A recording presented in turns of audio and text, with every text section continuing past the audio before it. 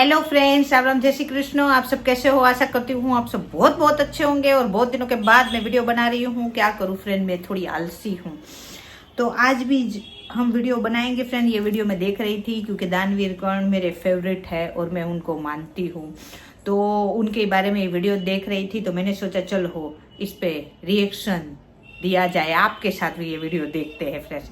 तो आइए दानवीर कर्ण की वीडियो देखते हैं, उसके बाद हम बात करेंगे। और वीडियो का टाइटल है कौंतेय पुत्र कर्ण की कहानी, कर्ण कैसे बने दानवीर फ्रेंड्स। तो आइए पहले देख लेते हैं ये वीडियो, उसके बाद हम बात करेंगे। आपको मेरा रिएक्शन अच्छा लगे तो वीडियो को लाइक और चैनल को सब्सक्राइब जरूर करें। तो आइए स्टार्ट। अभी कहीं पर था, मैं कर्ण की बात कर रहा था। मैंने कहा बंदा ऐसा चाहिए, दमदार। देखो कितना गलत हुआ उसके साथ। तुम बोलते हो तुम्हारे साथ अन्याय हो गया, उसकी पूरी जिंदगी, उसका क्या दोष था? अगर बिन ब्याही माँ ने जना उसको, तो उसमें बच्चे का दोष है। पहले तो माँ ने ब्याह नहीं करा, सूर्यदेव को बुला लिया, कर्ण पैदा हो गए, और फिर माँ को लोकलाज की इतनी फिक्र कि उसको बहा दिया पानी में। और फिर वो जो घोड़ा चलाने वाला एक व्यक्ति है, उसके द्वारा पाला पोसा गया, सूत पुत्र सब उसको बोल रहे हैं बार बार। ओ प्रतिभा का धनी, संकल्प का धनी, वो कह रहा है मुझे जानना है, मुझे सीखना है। वो सारी शिक्षाएं ले रहा है। वो सिर्फ युद्ध कला या धनुर्विद्या में ही नहीं माहिर था, वो सब शास्त्रों में भी पारंगत था। हल्का आदमी नहीं था। और दुनिया उसको सम्मान नहीं दे रही है। अन्याय हो रहा था ना उसके साथ? हो रहा था, नहीं हो रहा था? हो रहा, बिल्कुल हो रहा था। उसके बाद जाता है, सब पांडव अपनी शिक्षा पूरी करके आए हैं, एक तरह का उनका दीक्षांत समारोह हो रहा है, वहां पे प्रदर्शन कर रहे हैं, क्या सीखा सबने अपना अपना। वहां पर जाता है तो कहते हैं राजपुत्रों के लिए है ये सभा, तुम कहां से आ गए अनाड़ी कहीं के? तुम्हारी क्या पृष्ठभूमि है? अपमान है कि नहीं है?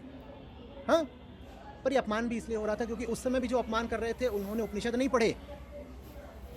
उपनिषद तो सीधे सीधे बोलते हैं कि चेतना हो तुम, देह नहीं हो। तो अपमान करने वालों ने कर्ण की देह को इतना महत्व कैसे दे दिया, कर्ण की जाति को इतना महत्व कैसे दे दिया? उपनिषद हम तब भी नहीं पढ़ रहे थे, महाभारत काल में भी नहीं पढ़ रहे थे, ना महाभारत काल में पढ़े, ना मध्य काल में पढ़े, ना आधुनिक काल में पढ़े, हम कभी नहीं पढ़ रहे। कर्ण के साथ अन्याय होता चल रहा।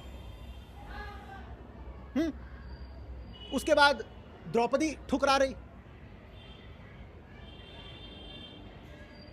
शिक्षा चाहिए, परशुराम बोले हम तो सिर्फ ब्राह्मणों को पढ़ाते हैं साहब। चल रहा जातिवाद बढ़िया। मरता क्या ना करता, उसने बोल दिया मैं ब्राह्मण ही हूं। गुरु एक दिन बैठे हुए हैं, बोलते सोना है। कर्ण पालथी मारकर बैठ गए, बोले आप सो जाइए, यहीं मेरी जांघ पर सर रखिए और सो जाइए। गुरु सो गए और कर्ण गुरु को देख रहे हैं, एकदम बड़े स्नेह से, बड़े प्रेम से गुरु सो रहे हैं। कर्ण को बड़ा अच्छा लग रहा है कि गुरु, मैं पालथी मार के बैठा हुआ हूं, ऐसे सर रख के अपना सो रहे हैं। शायद कर्ण ने धीरे धीरे गुरु के बालों में उंगलियां फिरानी शुरू कर दी होंगी, धीरे धीरे उनका माथा दबाना शुरू कर दिया गया होगा। स्नेह की बात है। एक कीड़ा आ जाता है भारी, और वो कर्ण को काट ले रहा है, पैर में ही काट ले रहा है। अब दर्द, कभी चींटी ने भी काटा आपको? काटा होगा, दर्द होता है। क्या करते हैं? तुरंत पांव को झटक देते हैं, करते हैं नहीं? चींटा भी एक लिपट जाता है, पांव झटकते नहीं झटकते? ये बड़ा कीड़ा है, वो कर्ण को काट रहा है, कर्ण नहीं झटक रहे पांव। कर्ण कह रहे गुरु सो रहे हैं, हिला भी तो जग जाएंगे गुरु। ये कर्ण की गुरु निष्ठा है।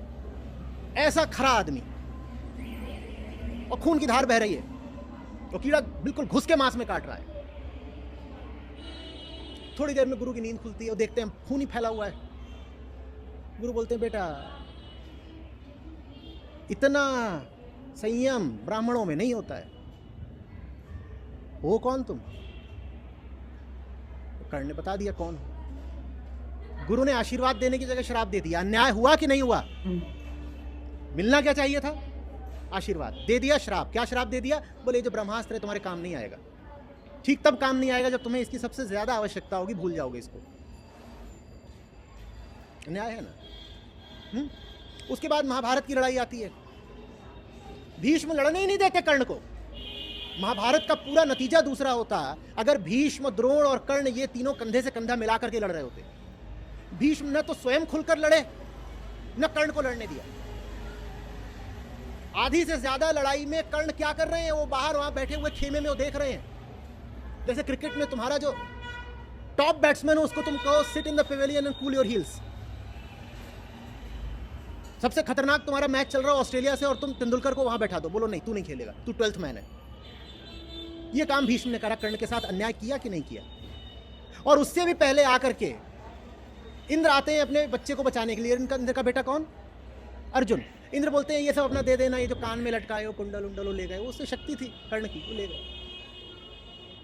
फिर ब्राह्मण बन के आते हैं, एक जने उनका कवच मांग कर ले गए, कवच फाड़ के दे दे, कवच भी ले जाओ। समझ में आ रही बात? अन्याय चल रहा है ना खुला। फिर कुंती आ जाती हैं युद्ध से ठीक पहले बताने के लिए कि तुम तो मेरे ही लाडले हो। बोलते हैं बहुत देर कर दी माँ। और कर्ण की अवस्था तब तक 55-60 की हो चुकी थी। भूलिएगा नहीं कि कर्ण अर्जुन से उम्र में बड़े हैं काफी, और अर्जुन के ही बेटे की उम्र 16 साल की है, और अर्जुन के बेटे से ही फिर आगे वंश चला है परीक्षित वगैरह। तो कर्ण कोई उस समय 30-35 के नहीं हो सकते, 55-60 के हो चुके हैं कर्ण जब महाभारत का युद्ध है। कर्ण बोले जिंदगी तो बीत गई माँ, आप क्या बताने आई हो? हाँ अब तुम आई हो तो दानवीर हूं मैं, झोली फैलाकर आई हो, इतना कह देता हूं। तुमने 5 कर दिए ना पांडव, 6 थे माँ, तुमने गलत करा, तुमने 5 कर दिए तो 5 ही रहेंगे। किसी को नहीं मारूंगा, एक को मारूंगा अधिक से अधिक, तो संख्या 5 ही रहेगी। या तो खुद मरूंगा या एक है उसमें से एक है जिसको मारना, नाम है अर्जुन, और मारूंगा ही नहीं किसी को। ये माँ ने भी अन्याय करा कि नहीं करा? इतना अन्याय सह रहा है एक आदमी, सहता ही जा रहा है, सहता ही जा रहा है। और फिर आखिरी रथ का पहिया जाकर के गिर गया है, फंस गया है। कहां पर? कीचड़ में, गड्ढे में। और कर्ण कहते हैं अर्जुन से उतर रहा हूं थोड़ा सा, पहिया बाहर निकालूंगा, रुक जाओ। और युद्ध के नियमों के बिल्कुल विपरीत है कि जो रथी रथ से उतरा हुआ हो आप उस पर बाण चलाएं। तो अर्जुन रुक जाते हैं, साधारण सी बात है, रुकना होगा।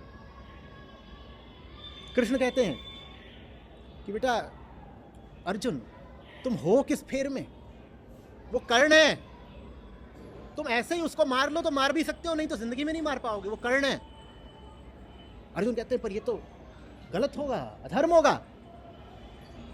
कृष्ण कहते हैं तुम्हें खुद बचना है कि नहीं? तुम्हें जान बचानी है, युद्ध जीतना है कि नहीं? अधर्म वगैरह तो ठीक है, पर वो कर्ण है, वो बच गया तो तुम्हें कहीं नहीं छोड़ेगा। थोड़ी देर पहले उसने अभी शक्ति चलाई थी, तुम्हारा सर ले गई होती शक्ति, वो तो मैंने रथ को नीचे कर दिया तो शक्ति बस तुम्हारा मुकुट लेकर के गई, नहीं तो गर्दन पे लगती आकर के। ऐसा है कर्ण।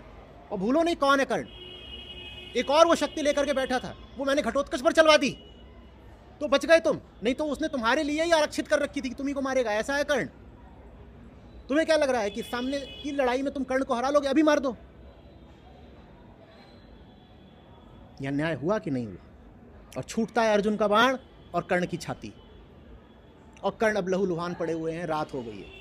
और ये वो आदमी है जिसने जीवन भर अन्याय अत्याचार के अलावा कुछ नहीं पाया है, कुछ नहीं।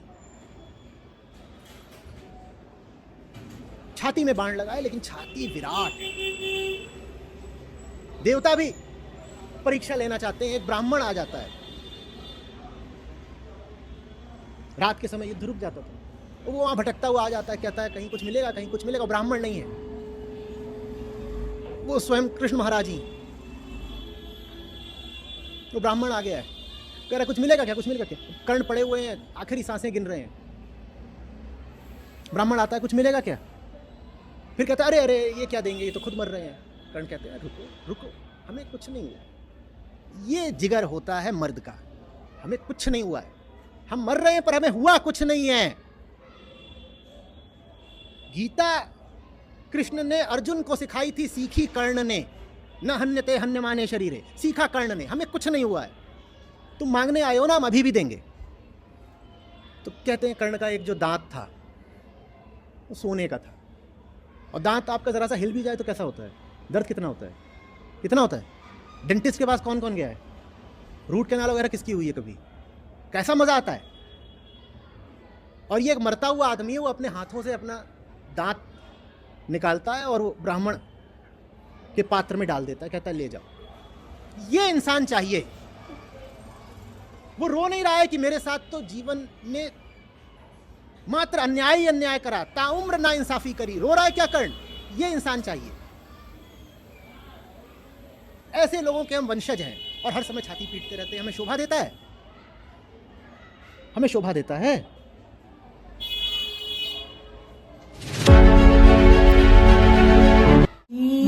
सुंदर ये वीडियो फ्रेंड्स। और कर्ण की वीडियो तो हर वीडियो सुंदर होती है। देखो इसमें 2-3 जो कहानी मैं जानती हूँ उसमें थोड़ा अलग है। इसमें बताई गई है, इसमें बताया गया कि जब कर्ण परशुराम जी से अपनी विद्या लेने गए थे, क्योंकि कर्ण द्रोणाचार्य गुरु के पास भी गए थे विद्या लेने, तो उधर उनको विद्या नहीं दी गई। बोले कि सूत पुत्र, हम तो सिर्फ राजकुमारों को विद्या देते हैं, सूत पुत्र को हम विद्या नहीं देंगे। उसके बाद कर्ण चले गए। देखिए कर्ण तो कर्ण है ना, वो बोले कि अब मैं आपके भी गुरुजी से विद्या लूंगा। तो द्रोणाचार्य के गुरुजी थे परशुराम जी। तो परशुराम जी के पास कर्ण ने विद्या लेने गए, लेकिन परशुराम जी का ये नियम था कि वो सिर्फ ब्राह्मणों को विद्या देते थे। अब कर्ण तो ठहरा, वैसे देखे तो वो क्षत्रिय थे, लेकिन उनको एक सारथी ने पाला था तो वो सूत पुत्र कहलाते थे। तो कर्ण तो अपनी जाति बताएंगे तो उनको विद्या नहीं मिलेगी, इसलिए उन्होंने कुछ नहीं बोला और वो विद्या लेते रहे। और एक दिन वो परशुराम जी उनके गोद में सो रहे थे, तब उधर बिच्छू आया था और बिच्छू परशुराम जी को काटने जा रहा था, तो उनको थोड़ा हटा दिया तो वो काटने लगा कर्ण को। और कर्ण, ये देखिए ये महानता होती है। और वही बात है ना कि जो महान बना वही हमेशा चला गया है। तो उसका मतलब ये नहीं है कि महानता छोड़नी है फ्रेंड्स। महानता तो बस यही तो बात है ना, यही तो फ़र्क है कर्ण में। कर्ण ने अपनी कभी महानता छोड़ी नहीं है फ्रेंड्स। आखिरी सांस भी गिनते गिनते उन्होंने अपना दांत दे दिया है। तो ये तो कर्ण है फ्रेंड। ऐसे ही हम लोग नहीं मानते हैं कर्ण को, हमारे दानवीर कर्ण को फ्रेंड। तो बिच्छू उनको काट रहा था। बिच्छू का डंक उनको काट रहा था, उनको डंक मार रहा था। फिर भी वो बोले मैं हिलूंगा तो मेरी गुरुजी की नींद टूट जाएगी, इसलिए वो हिले नहीं। और उधर से रक्त बह रहा है और रक्त बहते बहते गुरुजी के पैर तक गया तो गुरुजी की नींद खुल गई, यानी परशुराम जी की नींद खुल गई। और वो बोले कि देख तू बोल के कौन है, क्योंकि ब्राह्मण इतनी वेदना नहीं सहन कर सकता। ये वेदना सिर्फ और सिर्फ क्षत्रिय सहन कर सकते हैं फ्रेंड्स। तो तू बोल के तू कौन है। तो कर्ण ने बोल दिया। तो उनको देखिए, वैसे तो परशुराम जी को खुश होकर उनको आशीर्वाद देना चाहिए था कि ऐसा शिष्य कहाँ मिलेगा जिनको बिच्छू डंक मार रहा है, वो गुरु जी की नींद नहीं खुल जाए, इसलिए वो हिल नहीं रहा है। फिर भी उनको उधर श्राप मिला और वही श्राप उनको यही मिला था कि तू जितनी भी विद्या मेरे से लिया है वो एन मोमेंट पे जब तेरे को दरकार होगी जीवन में सबसे ज़्यादा तब वो भूल जाएगा। और वही कर्ण विद्या जब उनका पहिया ढसा गया, देखिए ये भी बहुत बड़ी बात है, सामने परमेश्वर है। कौन? परमेश्वर। सामने परमेश्वर है अर्जुन के रथ में, और वो स्वयं भगवान बोल रहे हैं कि तू किसका वेट कर रहा है, अभी ही टाइम है। क्योंकि ये कर्ण है, अगर मौका मिला तो ये पूरा युद्ध का परिणाम चेंज कर सकता है। तो तू अभी ही इनको अपना बाण ले और अभी तीर चला। तब अर्जुन ने बोला था कि निहत्थे पे वार करेंगे, तो बोले कि यही टाइम है। तब उन्होंने वार किया, लेकिन उस समय जो कि परशुराम जी का श्राप था उनके गुरु का कि तू विद्या भूल जाएगा, तब कर्ण एक तरफ से उनका पहिया, देखिए उनको मृत्यु भी किस हिसाब से दी आई कि एक तरफ उनका पहिया ढस गया है और एक तरफ वो श्राप के कारण अपनी विद्या भूल गए हैं, तब उनको मारा गया है।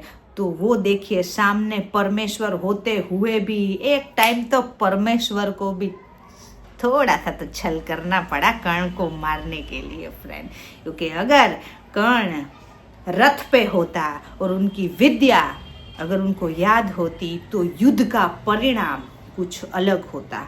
लेकिन हम ये भी बोलेंगे कि कर्ण भाई असत्य के तरफ से खड़ा था तो उनकी विजय तो होनी नामुमकिन थी, लेकिन वो असत्य पे गया नहीं था, उनको भेजा गया था। हर जगह अन्याय होते होते होते फ्रेंड्स, तो कर्ण से बड़ा दानवीर, देखिए हर वीडियो में मैं ये मेंशन करती हूँ और जब तक कर्ण के वीडियो बनाएंगे हम जरूर मेंशन करेंगे, कर्ण जैसा फ्रेंड, कर्ण जैसा दानवीर और कर्ण जैसा शौर्यवान कोई नहीं हो सकता फ्रेंड्स। तो ये वीडियो बहुत बहुत अच्छी थी। आपको मेरा रिएक्शन अच्छा लगा तो वीडियो को लाइक और चैनल को सब्सक्राइब जरूर करें फ्रेंड, और अब मिलते हैं ऐसे किसी अच्छी वीडियो में। बाय बाय, जय हिंद, वंदे मातरम, बाय बाय।